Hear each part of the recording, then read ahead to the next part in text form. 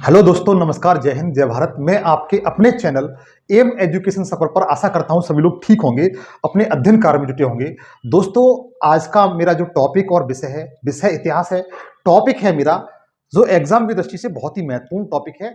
मैं आज आपको वैदिक काल का जो लिटरेचर है, साहित्य है, उसके बारे में बताऊंगा। मेरा ये टॉपिक लिखा हुआ है वैदिक साहित्य का जो चार्ट है वो, उसके बारे में मैं टोटल लिखाऊंगा। यहां से यदि कोई वैदिक साहित्य से क्वेश्चन आता है तो आप बहुत आराम से, सरल और सुलभ तरीके से कर ले जाएंगे। बशर्ते ये है कि आप इस वीडियो को ठीक से 1 से 2 बार देख लीजिए और इसका एक नोट्स बना लीजिए। जो आपका स्टडी रूम हो उसमें इस नोट्स को बनाकर, जिस तरीके से मैं चार्ट बनाऊंगा उसी तरीके से आप चार्ट बना करके अपने जो स्टडी रूम है उसमें लगा लीजिए, जिससे आपको ये हमेशा के लिए याद हो जाएगा। तो मित्र, आइए मिलकर इसका अध्ययन करते हैं। अध्ययन करने से पहले आप लोगों से मेरी गुजारिश है कि प्लीज आप मेरे चैनल को अधिक से अधिक सब्सक्राइब करिए, शेयर करिए दोस्तों के साथ, और लाइक करिए, कमेंट्स करिए। और जब आप सब्सक्राइब करें तो उस समय बेल आइकन को क्लिक कर लीजिए और ऑल पे सेलेक्ट कर लीजिए, क्योंकि मैं history, geography, polity, economics, general science और करंट अफेयर की सारी वीडियो बनाता हूं। आप लोगों से मेरी गुजारिश है, यदि आपको सेशन मेरा अच्छा लगता है तो अधिक से अधिक दोस्तों के साथ शेयर करें, सब्सक्राइब करें, लाइक करें, कमेंट्स करें। तो आइए इसका अध्ययन करते हैं। मैं आपको बता रहा हूं, मेरा टॉपिक है वैदिक साहित्य का जो चार्ट है उसके बारे में मैं आपको बताऊंगा। सबसे पहले मैं आपको बताऊंगा वेद। वेद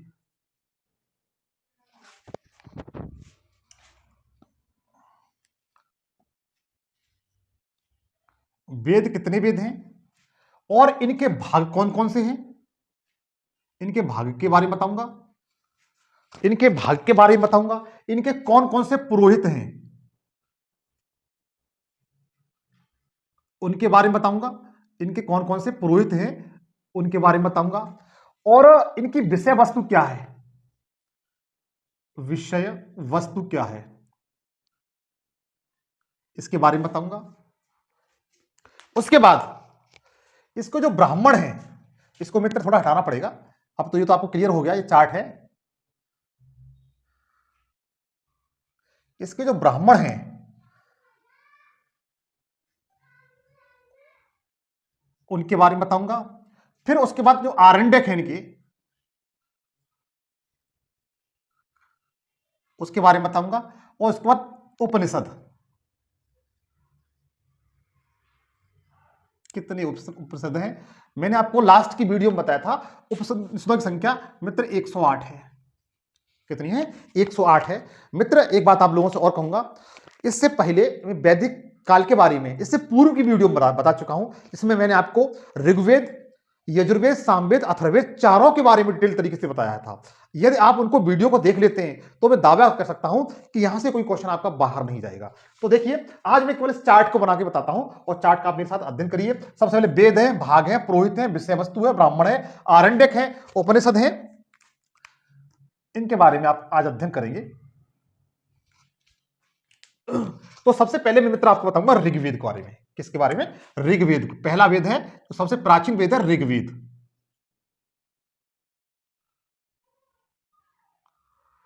पहला बहुत वेद कौन सा है? ऋग्वेद। ऋग्वेद से अक्सर क्वेश्चन बनते हैं। इसके भाग कितने? इसके 3 भाग हैं। इसके 3 भाग हैं। नंबर 1 वात्सकल्य।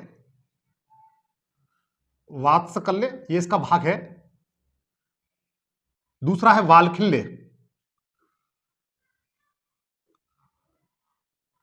वालखिल्य। और जो तीसरा इसका जो भाग है वो है साकल। कौन सा है? साकल। देखिए, ऋग्वेद ऋग्वेद के अगर पूछे जाते हैं कितने भाग हैं तो आप बता सकते हैं 3 भाग हैं। वात्सकल्य, वालखिल्य और साकल। साकल बहुत मित्र पूछा गया है, कई एग्जाम में पूछा गया है कि साकल किस वेद का भाग है, तो आप बता सकते हैं ऋग्वेद का भाग है। साकल कई एग्जाम में पूछा गया है। इसके जो पुरोहित होता था, इसके पुरोहित को, ऋग्वेद के पुरोहित को होता क्या कहा जाता था? होता कहा जाता था। ऋग्वेद के जो पुरोहित होता था उसे होता कहते थे। और इसकी जो विषय वस्तु थी ऋग्वेद की, वो क्या थी? भाई, कोई वेद है, इसमें किस चीज का वर्णन किया गया है? इसका वर्णन किस चीज का किया गया है? तो इसकी जो विषय वस्तु थी, उस विषय वस्तु में बताया गया है कि देवताओं की स्तुति। देवताओं की स्तुति।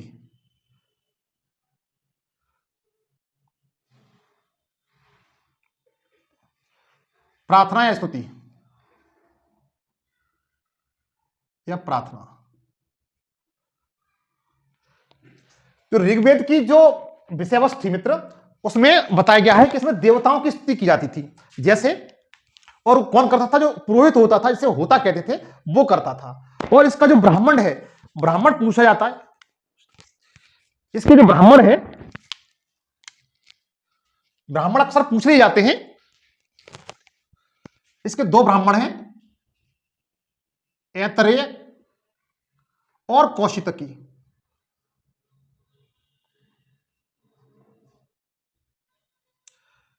ऐतरेय और कौशितकी इसके दो ब्राह्मण हैं मित्र।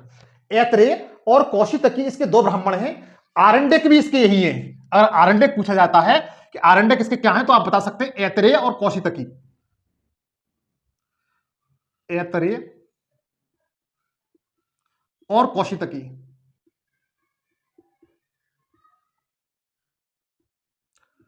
और उपनिषद पूछे जाते हैं तो आप उपनिषद भी बता सकते हैं कि इसके दो ही उपनिषद हैं, ऐतरेय और कौशितकी। ये चार्ट आपको क्लियर हो रहा होगा। तो मित्र देखिए, ऋग्वेद के बारे में बता रहा था मैं, ऋग्वेद के बारे में बता रहा था। ऋग्वेद के जो इसके भाग हैं, इसके तीन भाग हैं, वात्सकल्य, वालखिल्य और साकल। साकल बहुत पूछा गया है। इसका जो पुरोहित होता था, इसे होता कहते थे। इसकी विषय वस्तु क्या थी? इसमें देवताओं की स्तुति की जाती थी। इसके ब्राह्मण कितने हैं? दो ब्राह्मण हैं, ऐतरेय और कौशितकी। आरण्यक के भी इसके ऐतरेय कौशितकी हैं। और उपनिषद कितने हैं? ये भी इसके दो हैं, ऐतरेय और कौशितकी। ये पूछे जाते हैं मित्र। इसके बाद जो दूसरा है, दूसरे के बारे में बताता हूं, जिसे यजुर्वेद कहते हैं, जिसे यजुर्वेद कहते हैं। यजुर्वेद,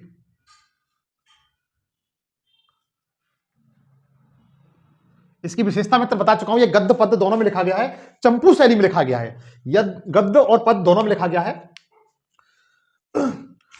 इसके जो भाग हैं मित्र, इसके भाग हैं, इसके दो भाग हैं, शुक्ल यजुर्वेद और दूसरा है आपका कृष्ण यजुर्वेद।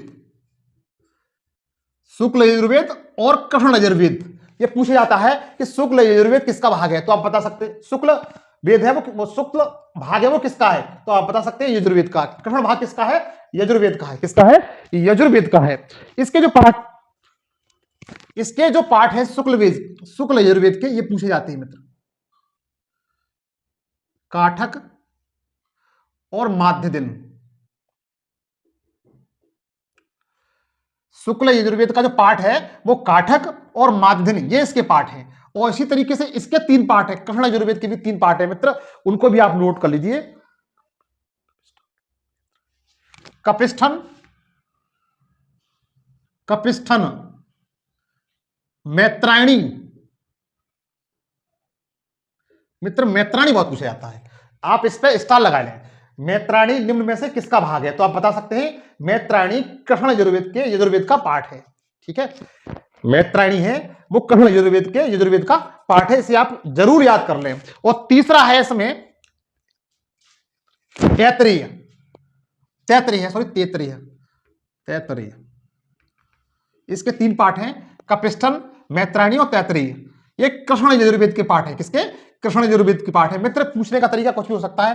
कृष्ण यजुर्वेद में निम्न में से कौन सा सम्मिलित नहीं है, तो इसमें कोई एक दे दिया जाएगा। तो इस तरीके से क्वेश्चन बनने की प्रबल संभावना रहती है। आप इसको मोस्टली याद रखेंगे कि यजुर्वेद के दो पार्ट हैं, शुक्ल यजुर्वेद और कृष्ण यजुर्वेद। इसके दो पार्ट है, काठक और माध्य दिन। कृष्ण के तीन है, कपिस्थान, मैत्रायणी और तैतरीय। इसके तीन पार्ट है इस तरीके से। इसका जो पुरोहित होता था उसे अधर्व्यू बोलते थे। अधर्व्यू, एक सेकंड, अधर्व्यू, अधर्व्यू। इसका जो पुरोहित था यजुर्वेद का, उसे अधर्व्यू बोलते थे। क्या कहते? अधर्व्यू बोलते थे। उसके बाद इसमें किस चीज का वर्णन है? इसमें याज्ञिक कर्मकांड और बलिदान, देखिए जिस तरीके से ऋग्वेद का विषय वस्तु था देवताओं की स्तुति करना, उसी तरीके से यजुर्वेद में भी याज्ञिक, कर्मकांड और बलिदान की जो बलि देने की प्रथा है, इसका सबसे पहले साक्ष्य में कहां से मिलता है? यजुर्वेद से मिलता है। ठीक है, कर्म यज्ञ कैसे की जाएंगी, यज्ञ कितने प्रकार की यज्ञ होंगी, इसका वर्णन यजुर्वेद में मिलता है। किस मिलता है? यजुर्वेद में। उसके बाद इसके जो ब्राह्मण हैं वो कौन से हैं?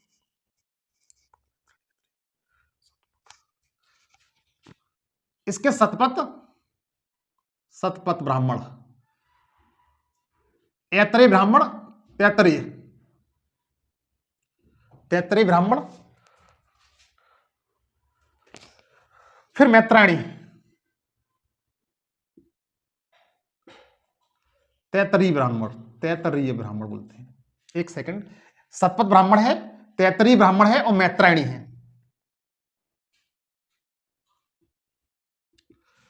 देखिए यजुर्वेद के 3 ब्राह्मण हैं, सतपथ ब्राह्मण, तैतरीय ब्राह्मण और मैत्रायणी। इन्हें आप याद रखेंगे मित्र, ये पूछे जाते हैं। मैत्रायणी तो बहुत पूछा गया है कि मैत्रायणी निम्न में से किसका ब्राह्मण है, तो आप बता सकते हैं यजुर्वेद का ब्राह्मण है। किसका है? यजुर्वेद का है। इसी तरीके से मैत्रायणी और तैतरीय, इसके 4 आरण्यक हैं। कितने? 4 आरण्यक हैं यजुर्वेद के, सॉरी 2 आरण्यक हैं, मैत्रायणी और तैतरीय। 3 ब्राह्मण हैं। सतपथ देखिए एग्जाम में इस पे आप स्टार लगा लीजिए। सतपथ ब्राह्मण पूछा जाता है, सतपथ किसका ब्राह्मण है? तो यजुर्वेद का। मैत्रायणी किसका ब्राह्मण है? तो बता सकते हैं, इस पे स्टार लगा लीजिए। ये क्वेश्चन बनते हैं मित्र, इसलिए इनको बार बार जोर देकर बता रहा हूं। इसके जो उपनिषद हैं वो देखिए, बृहदारण्य,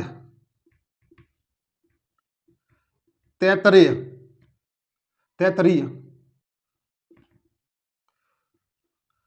कठ, श्वेताश्वर, ये इसके उपनिषद हैं। मैत्रायणी,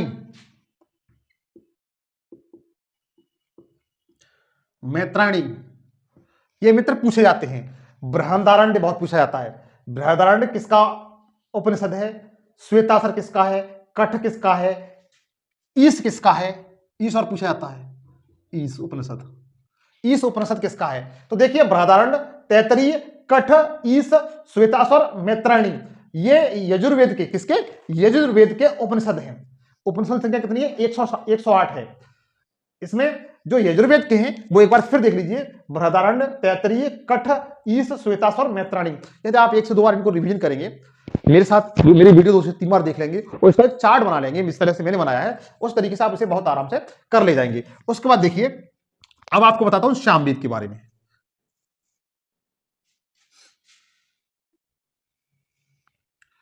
तीसरा उपनिषद है, वो वेद है सामवेद।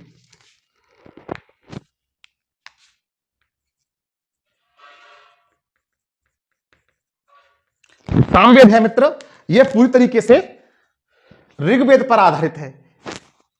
इसमें लगभग 1500 मंत्र हैं, जिसमें से लगभग 1400 मंत्र ऋग्वेद पर आधारित हैं।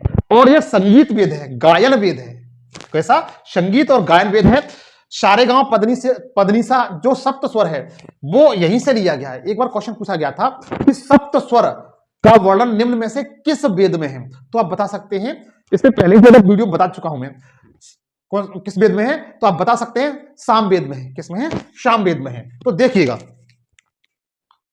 इसके 3 पार्ट हैं। कौथुम, रणायनी, इसके 3 पार्ट हैं, और जैमिनी। देखिए मित्र, सामवेद के 3 पार्ट हैं, कौथुम, रणायनी और जैमिनी। जैमिनी एग्जाम में बहुत पूछा जाता है, ये छपने वाला क्वेश्चन है, इस पे आप स्टार लगा लें, एग्जाम की दृष्टि से इंपोर्टेंट है, आईएमपी है ये। जैमिनी पूछा जाता है किसका पार्ट है, तो आप बता सकते हैं किसका पार्ट है? ये सामवेद का है। इसके बाद इसका जो पुरोहित है उसे क्या कहा जाता था? उसे उद्गाता कहा जाता है। उद्गाता मित्र सब कुछ बता चुका हूं लास्ट की वीडियो में, आप फिर भी लिख कर लीजिए। जैसे ऋग्वेद, ऋग्वेद के पुरोहित को होता, यजुर्वेद के अधर्व्यू और सामवेद के पुरोहित को उद्गाता कहा जाता था। क्या कहा जाता है? क्या कहा जाता था? उद्गाता कहा जाता था। इसमें जो इसकी जो विषय वस्तु है वो संगीत, गायन, सप्त स्वर, मतलब सप्त स्वर, सारेगामा पदनिसा, सप्त स्वर का वर्णन आपको इसी मिलता है। इसकी जो विषय वस्तु है वो पूर्णतः संगीत गायन पर आधारित है। किस पर? संगीत पर, गायन पर आधारित है। एक बार क्वेश्चन पूछा गया था सप्त स्वर का वर्णन किसमें है, तो आप बता सकते हैं सामवेद में है। इसका जो ब्राह्मण है वो जैमिनी है। क्या है? जैमिनी है इसका ब्राह्मण। जैमिनी एग्जाम पूछा गया है मित्र, जैमिनी किसका ब्राह्मण है, तो आप बता सकते हैं,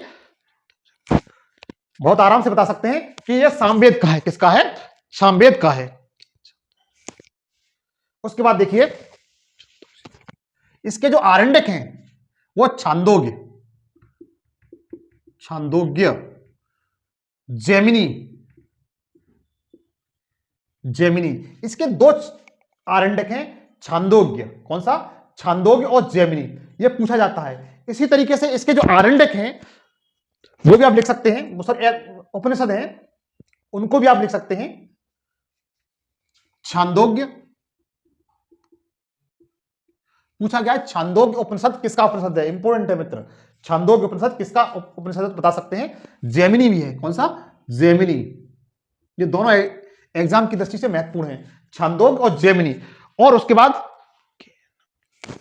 केन, केन उपनिषद और पूछा गया है, केन उपनिषद किसका है, तो आप बता सकते हैं सामवेद का। एक बार सामवेद का फिर देखिए, सामवेद का कौथुम, रणायनी, जैमिनी 3 पार्ट हैं। इसके पुरोहित को उद्गाता कहा जाता है। इसकी विषय वस्तु है संगीत, गायन, गायन का इसका वर्णन है। सप्त स्वर यहीं से लिया गया है। इसका ब्राह्मण है जैमिनी है।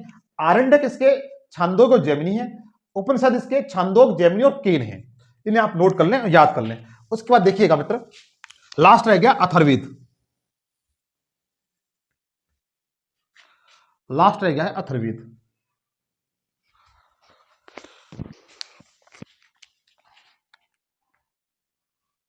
अथर्ववेद, अथर्ववेद पूछा जाता है। ये सबसे नवीनतम वेद है। जैसे सबसे प्राचीन वेद आपका कौन सा था? ऋग्वेद था। और सबसे नवीनतम वेद कौन सा है? अथर्ववेद है। ये वेद सबसे बाद में लिखा गया है, इसलिए संकलित किया गया था, इसीलिए ये सबसे नवीनतम वेद है। ये उस समय सबसे लोकप्रिय वेद था। ये उस समय सबसे लोकप्रिय वेद था ये, क्योंकि इसमें की जो विषय वस्तु थी वो जनमानस में प्रसिद्ध थी। अगर इसकी विषय वस्तु के बारे में बात की जाए तो इसकी विषय वस्तु जो थी, इसकी विषय वस्तु में जादू टोना, वशीकरण, जादू टोना, वशीकरण, कृषि को कीटों से बचाने के लिए मंत्र, औषधि, इन सब चीजों का संवर्णन था। इसलिए ये जो अथर्ववेद था वो सबसे अधिक लोकप्रिय प्रसिद्ध था। यदि आपसे पूछा जाता है कि सबसे पुराना वेद कौन सा है, तो आप ऋग्वेद के बारे में बताएंगे। लेकिन आपसे कहेंगे, कहा जाए कि उस समय सबसे लोकप्रिय वेद कौन सा था, सबसे प्रसिद्ध वेद कौन सा था, तो आप बता सकते हैं कि अथर्ववेद था। कौन सा? अथर्ववेद था। इसलिए इसे ब्राह्मण वेद या श्रेष्ठ वेद भी कहते हैं। इसलिए इसे ब्राह्मण और श्रेष्ठ वेद भी कहा जाता है अथर्ववेद को। अब देखिए इसके 2 पार्ट हैं, इसके 2 पार्ट हैं, भाग है इसके, सौनक और पिपलाद। इसके 2 पार्ट हैं, सौनक और पिपलाद। सौनक और पिपलाद इसके 2 पार्ट हैं। और इसका जो पुरोहित होता था अथर्ववेद का, उसे ब्राह्मण कहते थे। ब्रह्मा या ब्राह्मण, ब्रह्मा या ब्राह्मण कहते थे, ब्रह्मा या ब्राह्मण कहते थे।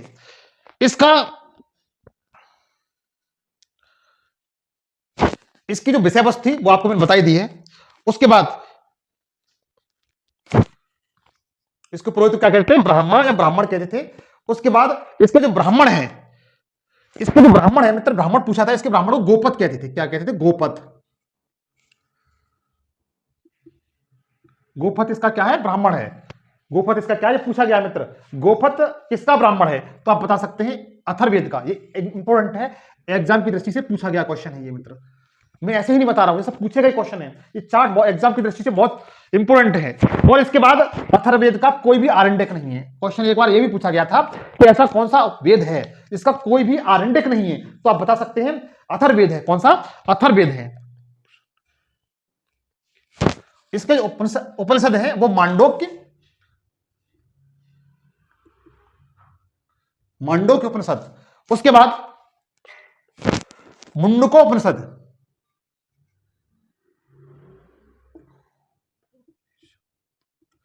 मांडोक उपनिषद, मुंडकोपनिषद और उपनिषद, प्रश्नोपनिषद। तब मांडोक और मुंडकोप ये दोनों बहुत पूछे जाते हैं मित्र, मांडोक उपनिषद और मुंडकोपनिषद ये एग्जाम में बहुत पूछे जाते हैं। तो देखिएगा एक बार इनका फिर एक मेरे साथ रिवीजन करिए ठीक तरीके से। यदि आप इसका ठीक तरीके से रिवीजन कर लेते हैं तो यहां से कोई क्वेश्चन बाहर नहीं जाएगा। सबसे पहले देखिए ऋग्वेद के 3 पार्ट्स हैं वात्स्कल, वाल्किन और साकल। पुरोहित को होता देवताओं की स्तुति की जाती थी। ऐत्रेय और कौशिकी इसके ब्राह्मण हैं। आरंडेक्स के ऐत्रेय और कौशिकी हैं, यही इसके उपनिषद है, ऐत्रेय और कौशिकी। उसके बाद देखिए यजुर्वेद का शुक्ल और कृष्ण ये इसके यजुर्वेद हैं। काठक, माध्यमिक, माध्यन इसके पाठ है शुक्ल वाले की। कृष्ण वाले कौन से? कपिष्ठन, मैत्रायणी और ऐत्रेय। इसका पुरोहित था वो अधर्मी था। इसके विषय वस्तु है याज्ञिक कर्मकांड और बलिदान है। ब्राह्मण इसके सतपथ ब्राह्मण, तैतरी ब्राह्मण, मैत्रायणी ब्राह्मण। मैत्रायणी एग्जाम में छपने वाला है।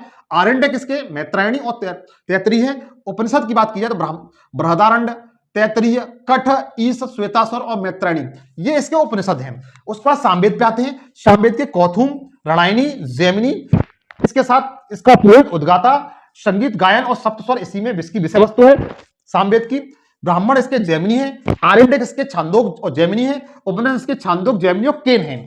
इसके साथ देखेंगे अथर्ववेद। अथर्ववेद में इसके 2 पार्ट हैं, शौनक, पिपलाद। पुरोहित इसका ब्राह्मण है। इसकी विषय वस्तु जादू, टोना, वशीकरण है। गोपत इसका ब्राह्मण है। इसका कोई आरण्यक नहीं है। अथर्ववेद का मांडोक और मुंडकोपनिषद और प्रश्न ये इसके उपनिषद हैं। तो दोस्तों यदि इस चार्ट को आप 1 से 2 बार रिवीजन कर लेते हैं, मेरे वीडियो को बगैर इसकी 3 से 4 बार देख लेते हैं, तो यहां से कोई क्वेश्चन आपका बाहर नहीं जाएगा, ये मेरा विश्वास है और दावा भी है। बशर्ते ये है कि आप प्लीज आप मुझे अपना भाई दोस्त जो भी मानते हैं, आप मेरे चैनल को अधिक से अधिक दोस्तों के साथ शेयर करिए, सब्सक्राइब करिए, लाइक करिए, कमेंट्स करिए। आज के लिए इतना ही। थैंक यू, धन्यवाद, जय हिंद।